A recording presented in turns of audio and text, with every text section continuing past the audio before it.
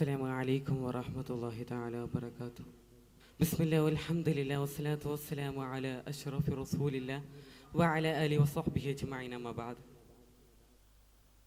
സർവാധിരാണയായ ഉസ്താദുമാർ, വേദിയിലിരിക്കുന്ന എൻ്റെ സുഹൃത്തുക്കളെ, ശാസ്ത്രവും സാങ്കേതിക വിദ്യയും ഹൈടെക് കിരീടം ചൂണ്ടി വിജയം ആഘോഷിക്കുന്ന ഈ ഒരു കാലഘട്ടത്തിൽ നിത്യജീവിതത്തിൽ സോഷ്യൽ മീഡിയ വ്യവഹാരങ്ങൾ എന്ന വിഷയത്തെക്കുറിച്ച് സംസാരിക്കുക എന്നത് ഒരു പ്രഭാഷണം മാത്രമല്ല, മറിച്ച് കാലത്തിൻ്റെ വേഗത്തോടൊപ്പം നാം നടത്തേണ്ട അതിജീവനത്തിൻ്റെ യാത്ര കൂടിയാണ്. 21-ാം നൂറ്റാണ്ടിലെ ഏറ്റവും വലിയ വിപ്ലവം എന്തെന്ന് ചോദിച്ചാൽ മറുപടി ഒറ്റൊന്ന് മാത്രമാണ്: സോഷ്യൽ മീഡിയ. ഒരു പതിറ്റാണ്ട് മുമ്പ് നമ്മിൽ പലർക്കും കേട്ടുകേൾവിയില്ലാത്ത പല ഡിജിറ്റൽ പ്ലാറ്റ്ഫോമുകളും ഇന്ന് നമ്മുടെ ജീവിതത്തിൻ്റെ റിമോട്ട് കൺട്രോൾ കയ്യിലേന്തി സഞ്ചരിക്കുകയാണ്. ഉണർന്ന നിമിഷം മുതൽ രാത്രി കണ്ണടയ്ക്കുന്നത് വരെ നമ്മുടെ ചിന്തകളും ചലനങ്ങളും തീരുമാനങ്ങളും വികാരങ്ങളും വരെ അത് സ്വാധീനിക്കുന്നു.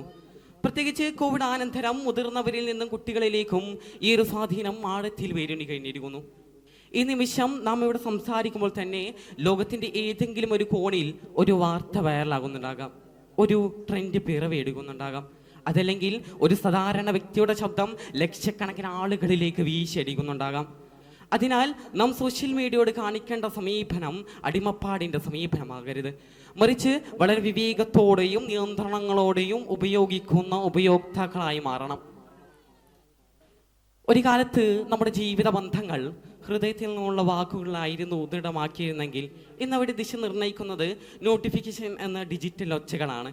ബന്ധങ്ങൾ ഒരു കാലത്ത് ഹൃദയം വഴിയായിരുന്നു, ഇന്ന് ഓൺലൈൻ സ്റ്റാറ്റസ് എന്ന നീർത്താ നൂലിലാണ് തൂങ്ങിയിരിക്കുന്നത്. സ്വപ്നങ്ങളുടെ വെളിച്ചത്തിനായി നിക്ഷേപിക്കേണ്ടിരുന്ന സമയം ഇന്ന് സ്ക്രീനിൻ്റെ വെളിച്ചത്തിൽ മങ്ങിച്ചെന്നു പോകുന്നു എന്നത് നമ്മെ അലട്ടുന്ന യാഥാർത്ഥ്യമാണ്. ഡിജിറ്റൽ ലോകത്ത് സോഷ്യൽ മീഡിയ മനുഷ്യ ജീവിതത്തിൻ്റെ അനിവാര്യ ഘടകമായി മാറിയിരിക്കുകയാണ്. ആശയവിനിമയത്തിനപ്പുറം അറിവിൻ്റെ കൈമാറ്റത്തിനും വളരെ വലിയ സാധ്യത ഒരുക്കുന്ന ഇത്തരം മാധ്യമങ്ങൾ. എന്നാൽ ഇന്നത്തെ സമൂഹം നിയന്ത്രണമില്ലാത്ത ഉപയോഗത്തിലൂടെ സാമൂഹിക ബന്ധങ്ങൾ, മനുഷ്യൻ്റെ മൂല്യബദ്ധായ സമയം എന്നിവയിൽ വിള്ളലേൽപ്പിച്ചുകൊണ്ട് സ്വമേധയാ നശിച്ചുകൊണ്ടിരിക്കുകയാണ്. അതിനാൽ സോഷ്യൽ മീഡിയ പൂർണ്ണമായി ഒഴിവാക്കുക എന്നതിലല്ല, മറിച്ച് വളരെ ബോധപൂർവമായിട്ടുള്ള ഉപയോഗം ഉറപ്പാക്കുക എന്നതിലാണ് ഇന്നത്തെ സമൂഹം നേരിടുന്ന പ്രധാനമായൊരു വെല്ലുവിളി. ഇത്തരം നിയന്ത്രണങ്ങളിലേക്കുള്ള പ്രധാനമായൊരു ഘടകം സമയബോധം വളർത്തലാണ്. ദിവസേന സോഷ്യൽ മീഡിയക്കായി ചെലവഴിക്കേണ്ട സമയം വ്യക്തമായി നിശ്ചയിക്കുകയും അതിനുള്ള പരിധി കർശനമായി തന്നെ പാലിക്കുകയും വേണം.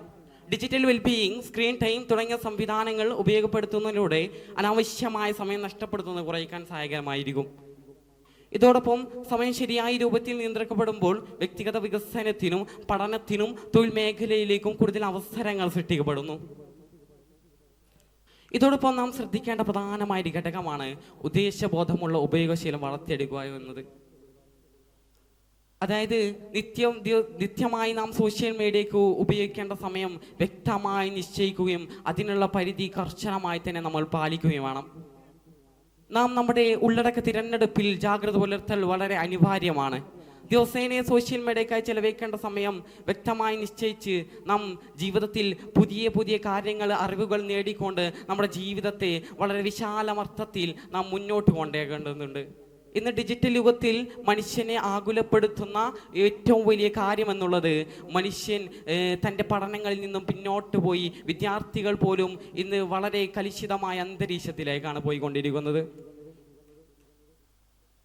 സോഷ്യൽ മീഡിയ എന്നുള്ളത് കേവലം ഒരു തിന്മകൾക്ക് മാത്രം ഉപയോഗപ്പെടുത്തുന്ന ഒരു സ്രോതസ്സായി ഇന്ന് മനുഷ്യൻ കണ്ടുകൊണ്ടിരിക്കുകയാണ്. യഥാർത്ഥത്തിൽ സോഷ്യൽ മീഡിയയിലൂടെ നല്ല നല്ല ചിന്തകൾ പ്രചരിപ്പിക്കാനും സമൂഹത്തെ ബോധവൽക്കരിക്കാനും കഴിയുന്ന ഒരു ശക്തമായൊരു ഉപാധിയാണ് ശരിക്കും സോഷ്യൽ മീഡിയ എന്നുള്ളത്. ഇവിടെയാണ് സമൂഹം സോഷ്യൽ മീഡിയ തിന്മയിലേക്ക് കൊണ്ടുപോയിക്കൊണ്ടിരിക്കുന്നത്. അതിനാൽ നാം പറഞ്ഞു വരുന്നത് സോഷ്യൽ മീഡിയ ഒരു ശത്രുവാണ് എന്നല്ല, മറിച്ച് അതൊരു ശക്തമായൊരു ഉപാധിയാണ്. നല്ല ചിന്തകൾ പ്രചരിപ്പിക്കാനും സമൂഹത്തെ ബോധവൽക്കരിക്കാനും കഴിഞ്ഞേക്കാവുന്ന ഒരു വേദി. പ്രശ്നം ഉപാധിയിലല്ല, മറിച്ച് ഉപയോഗത്തിലാണ്. സോഷ്യൽ മീഡിയ നമ്മെ സ്പർശിക്കട്ടെ, പക്ഷെ വിഴുങ്ങാതിരിക്കട്ടെ. ഡിജിറ്റൽ ലോകത്ത് തിളങ്ങുമ്പോഴും യാഥാർത്ഥ്യത്തിൻ്റെ നിലത്ത് നാം ഉറച്ചു നിൽക്കേണ്ടതുണ്ട്. നമ്മുടെ സമയം, മനസ്ബന്ധങ്ങൾ ഇവയെല്ലാം അൽഗോരിതത്തിൻ്റെ കളിപ്പാവകളാകാതിരിക്കാൻ നാം ശ്രദ്ധിക്കേണ്ടതുണ്ട്.